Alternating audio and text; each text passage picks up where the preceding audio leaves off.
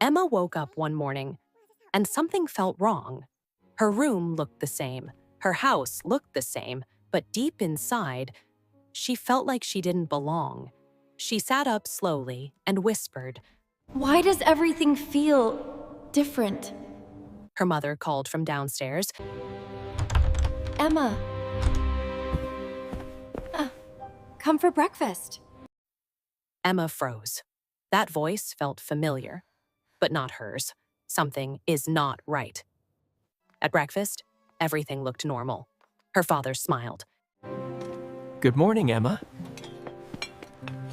Dad, Yes? nothing. Emma looked at him carefully, but inside, her heart was racing. She thought. This is not my family. Later, Emma stood in front of the mirror. She touched her face slowly. She whispered.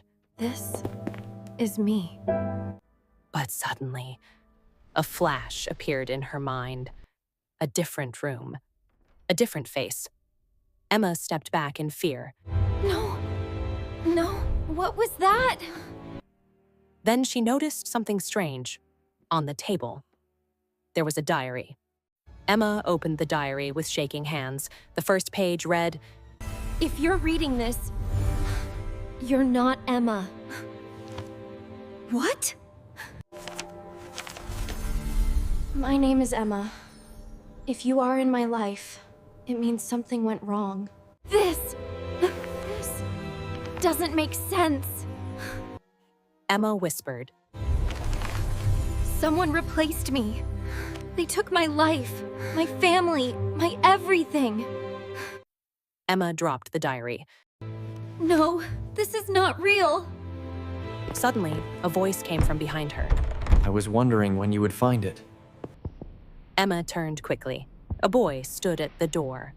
Calm, serious. Who? She asked. Who are you?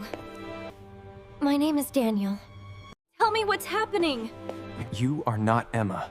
Then who am I? You were part of an experiment, and they placed your mind into Emma's body. Why would they do that? To replace her, to create a perfect life. And the real Emma? She's gone. No, I remember things. I feel things. They gave you her memories, but your real self is still inside you. Emma held her head. Flashes came again. A different life. A different name. She cried. Stop! Please stop! Daniel looked at her seriously.